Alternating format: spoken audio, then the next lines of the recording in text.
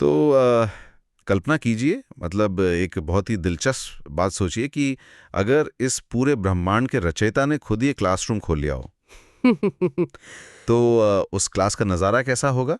अरे वाह, ये तो शुरुआत ही बहुत मतलब एक गहरा सवाल खड़ा कर देती है। हाँ, क्योंकि देखिए, जब भी दुनिया में शिक्षा या पढ़ाई का जिक्र होता है, तो दिमाग में बस एक ही तस्वीर उभरती है ना। एक स्कूल होगा, कुछ किताबें होंगी और एक ऐसा कोर्स जो भविष्य में कोई अच्छी नौकरी दिला दे। बिल्कुल, समाज में एक पहचान बनाने वाला सीधा और दुनियावी हिसाब किताब। एकदम सही। लेकिन आज के हमारे इस डीप डाइव में हम जिस सामग्री का विश्लेषण करने जा रहे हैं, वो शिक्षा के इस पूरे ढांचे को ही पलट कर रख देती हैं। आज हमारे पास जो सोर्स है, वो 26 मई 2026 की प्रातः मुरली है। हाँ, और ये मुरली सच में बहुत कुछ सोचने पर मजबूर करती है। मतलब आज का हमारा मुख्य उद्देश्य इस मुरली का गहराई से विचार सागर मंथन करना है। हम ये समझेंगे कि जब स्वयं भगवान एक शिक्षक के रूप में ज्ञान देते हैं, तो वो राजयोग की शिक्षा साधारण दुनियावी शिक्षा से कितनी अलग हो जाती है। बिल्कुल, और मैं बताऊं, आज की मुरली में सबसे पहली और सबसे गहरी बात जो बाबा ने कही है ना, वो ये है कि ये पढ़ाई भौतिक शरीरों के लिए है ही नहीं। मतलब शरीरों के लिए नहीं है। हाँ, ये पढ़ाई रूहों के लिए है, यानी आत्माओं के लिए। भगवान रूहों को पढ़ा रहे हैं। वो किसी गुजराती, मराठी या किसी भी अन्य भौतिक पहचान को नहीं पढ़ा रहे हैं। अच्छा, तो मतलब वो हमारी भारी पहचान को नहीं देख रहे हैं। एकदम सही। और जब हम इस दृष्टिकोण से चीजों का विश्लेषण करते हैं ना, तो ये चर्चा केवल कुछ नई जानकारी तक सीमित नहीं रहती। ये हमारे अस्तित्व के उन बुनियादी सवालों का जवाब देने लगती है, जिन्हें हम अक्सर भूल जाते हैं।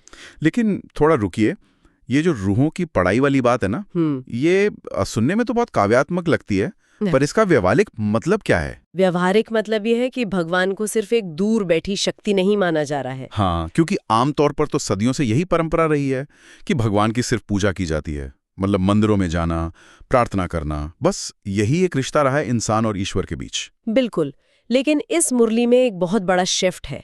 यहाँ ईश्वर को पूजने के बजाय एक टीचर माना जा रहा है जो रोज आकर ज्ञान देता है। ये तो सच में बहुत बड़ी बात है। मतलब भक्ति मार्ग से ज्ञान मार्ग की तरफ जाने का ये जो वैचारिक बदलाव है, ये बहुत सी पारंपरिक मान्यताओं को सीधे तौर पर चुनौती देता है। और चुनौती देना स्वाभाविक भी है ना, क्योंकि सत्य अक्सर उन मान्यताओं से परे होता है जिन्हें हमने बिना सवाल किए मान लिया है। बाबा ने आज मुरली में ये बहुत स्पष्ट किया है कि वो एक बेहद के बाप हैं, ऊंचते ऊंच निराकार परमात्मा है। निराकार परमात्मा। हाँ, और एक बहुत ही महत्वपूर्ण तथ्य जो इस मुरली में बताया गया है, वो ये है कि ये शिक्षा भगवान श्री कृष्ण नहीं दे रहे हैं। अरे हाँ, यहीं पर मुझे सबसे बड़ा विरोधाभास नजर आया था। मतलब भारतीय दर्शन में तो गीता का ज्ञान श्री कृष्ण से ही जोड़ा जाता है ना। बिल्कुल जोड़ा जाता है। लेकिन ये मुरली कह रही है कि श्री कृष्ण ने ये ज्ञान नहीं दिया, बल्कि वो खुद इस ज्ञान को पढ़कर एक स्टूडेंट रहकर श्री कृष्ण जैसी प्रालब्ध हासिल करते हैं। ये तो पूरी तरह से एक नई बात है। इसके पीछे का लॉजिक क्या है? इसके पीछे का तर्क बहुत ही वैज्ञानिक और सटीक है। मैं समझाती हूँ।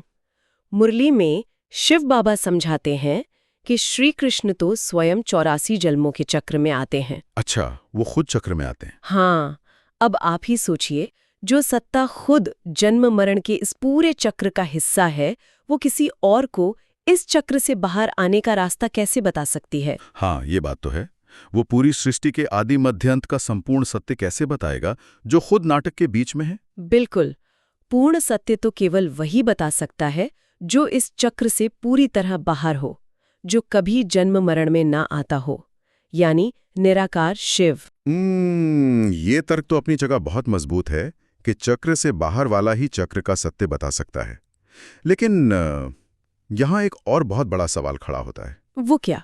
अगर वो सत्ता निराकार है, मतलब उसका अपना कोई शरीर नहीं है, तो वो एक टीचर की तरह ज्ञान कैसे दे सकती है? निराकार तो बोल नहीं सकता ना। यही वो बिंदु है जहां माध्यम की आवश्यकता होती है। ज्ञान देने के लिए, शब्दों का उच्चारण करने के लिए उस निराकार सत्ता को एक साकार माध्यम की जरूरत होती है। ओहो, अच्छा। इसीलिए मुरली में ये गहराई से समझाया गया है कि बाबा एक बुजुर्ग तन का आधार लेते हैं, जो कि ब्रह्मा का तन है। भगवान आते हैं और एक अनुभवी शरीर के माध्यम से राजयोग सिखाते हैं।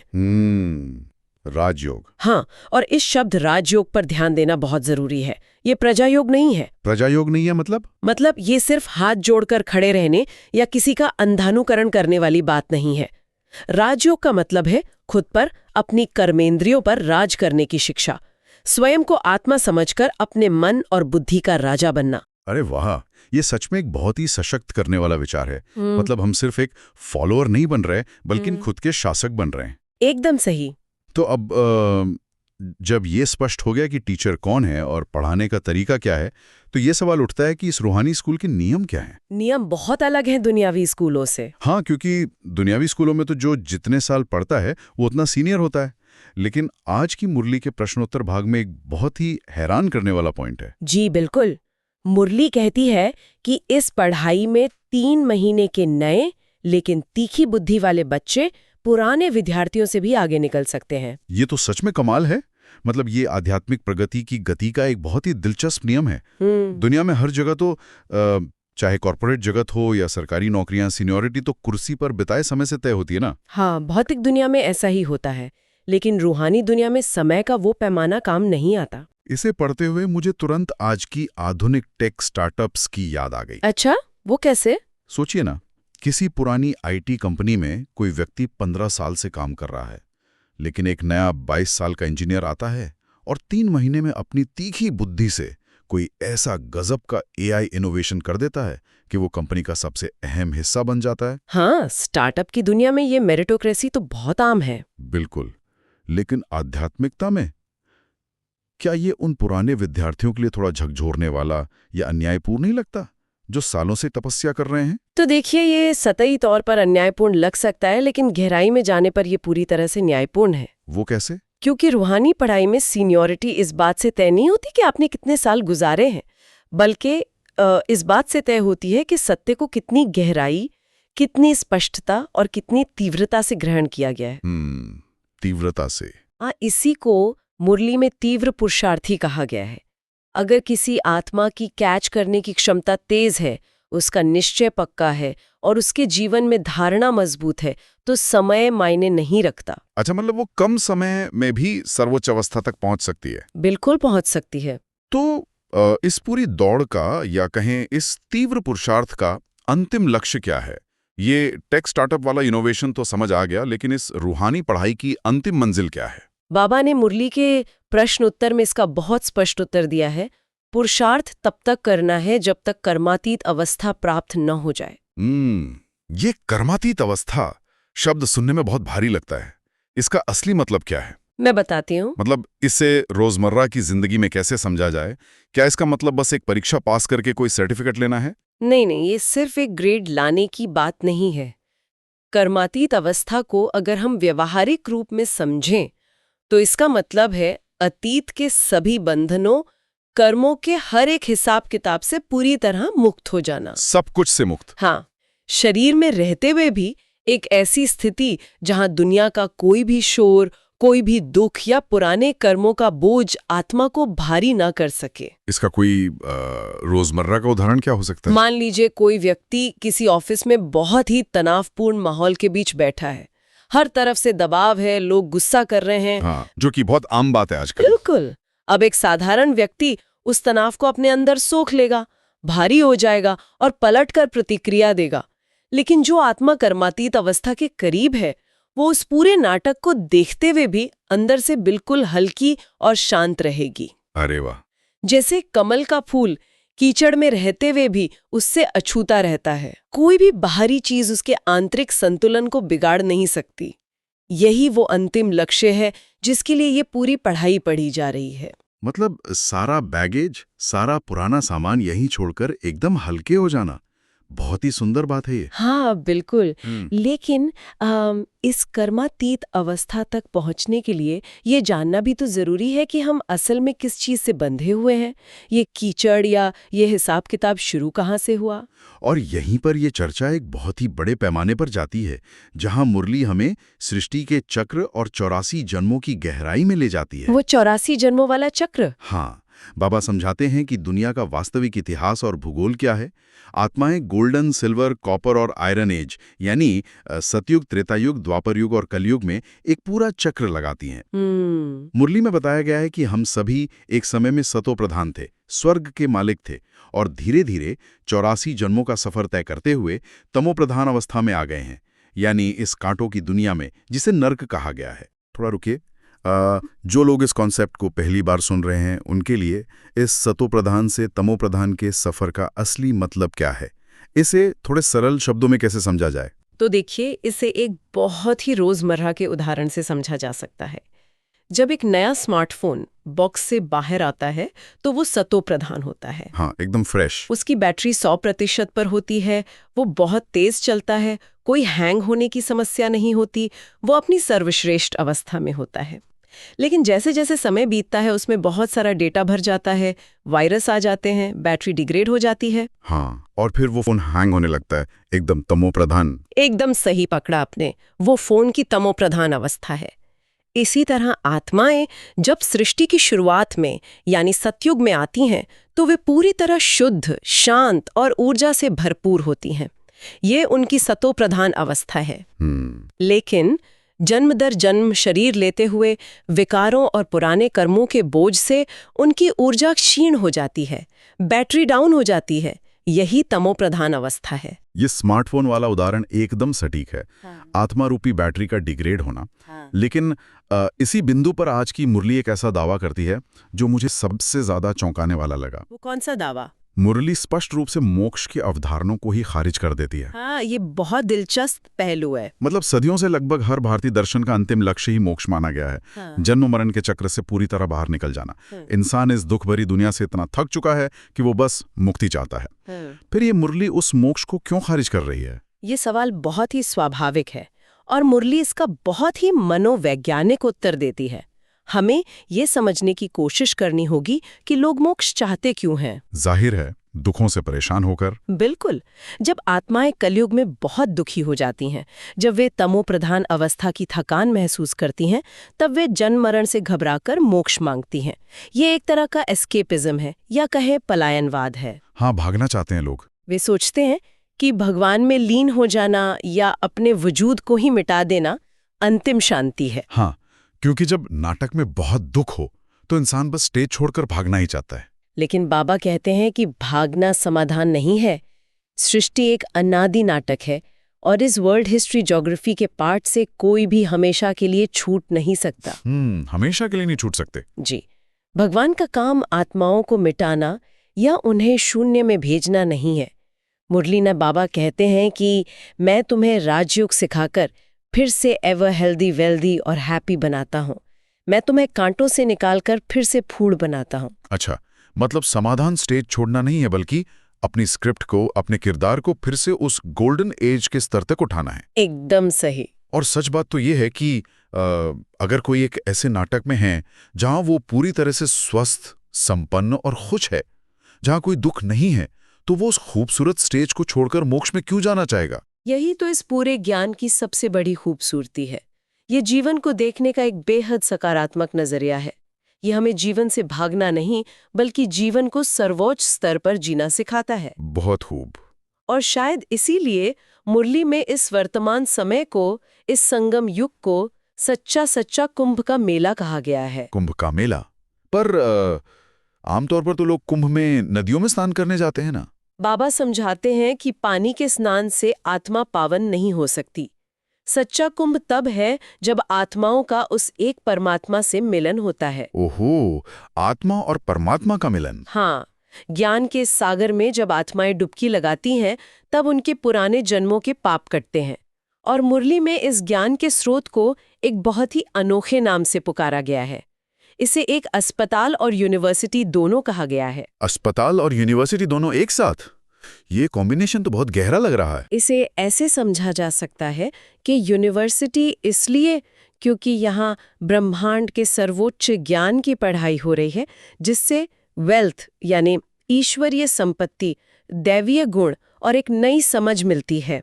हाँ, दुनिया में लोग पढ़ने जाते हैं ताकि धन कमा सकें, यहाँ ज्ञान से रूहानी धन मिलता है। बिल्कुल। और अस्पताल इसलिए क्योंकि यहाँ राजयोग के अभ्यास से आत्मा के पुराने रोग जैसे काम, क्रोध, लोभ, मोह, अहंकार, ये सब बीमारियां ठीक होती हैं। अच्छा, तो आत्मा हेल्दी बनती है? जी, जिससे आत्मा सच में हेल्दी बनती है। हेल्थ, वेल्थ और हैप्पीनेस, ये तीनों इस एक ही स्थान से प्राप्त होते हैं। ये तो सच में एक मुकम्मल पैकेज है। अब देखिए, ये सब सुनकर बहुत अच्छा लगता है। चक्र समझ आ गया, कर्मातीत अवस्था का लक्ष्य समझ आ गया और मोक्ष के बजाय स्वर्ग की परिकल्पना भी स्पष्ट हो गई। हाँ। लेकिन ये सब तो सिद्धांत है ना, थ्योरी है।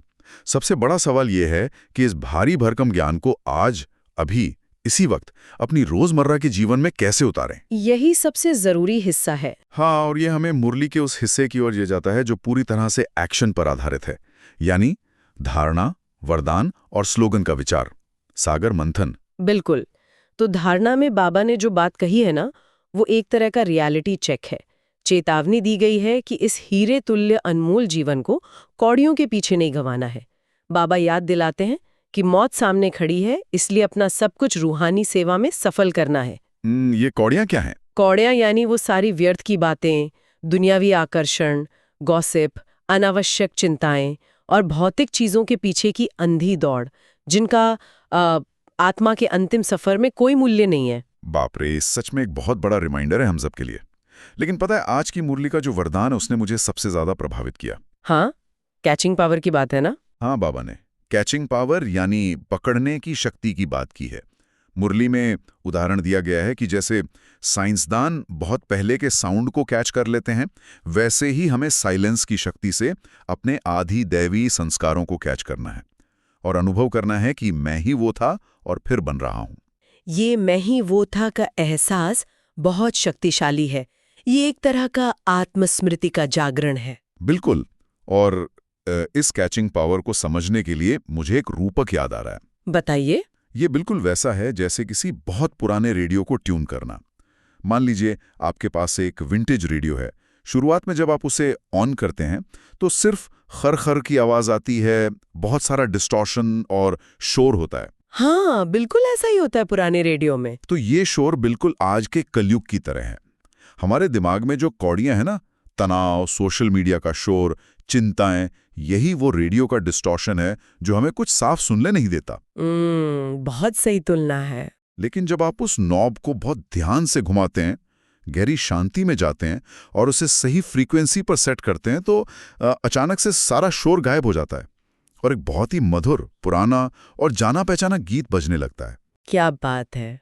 हम भी तो अपनी इस कैचिंग पावर से साइलेंस के जरिए उस गोल्डन एज की सतयुग की फ्रीक्वेंसी को ट्यून कर रहे हैं ना, ताकि वो खोया हुआ दैवी संगीत हमारे अंदर फिर से बजने लगे। इस रेडियो रूपक ने तो पूरी बात को बहुत ही जीवंत कर दिया है। और इसका वैज्ञानिक पहलू ये है कि रेडियो की फ्रीक्वेंसी कहीं बाहर से नहीं आ रही होती। हाँ, वो तो वहीं हवा में होती है। बिल्कुल, वो उसी कमरे की हवा में मौजूद होती है, बस रिसीवर को उसे पकड़ना होता है। उसी तरह वो दैवी संस्कार जैसे शांति, पवित्रता और बिना किसी शर्त वाला प्रेम, वो सब हमारी आत्मा के गहरे मूल स्वभाव में हमेशा से मौजूद है। मतलब हमें उन्हें कहीं बाहर से नहीं लाना है। एकदम सही, हमें उन्हें कहीं बाहर से नहीं लाना है।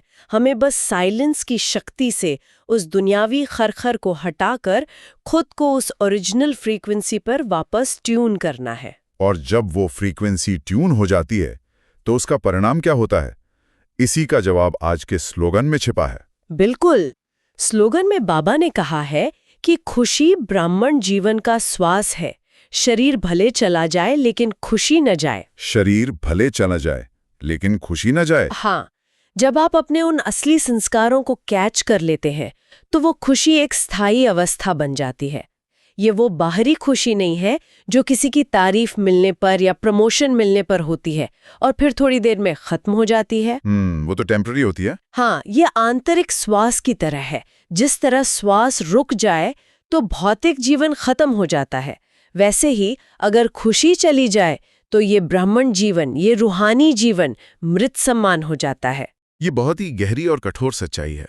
अक्सर हम छोटी छोटी बातों पर अपनी खुशी गंवा देते हैं, लेकिन यहाँ कहा जा रहा है कि शरीर छूटने का डर हो सकता है, मौत सामने हो सकती है, लेकिन आंतरिक खुशी नहीं जानी चाहिए। जी।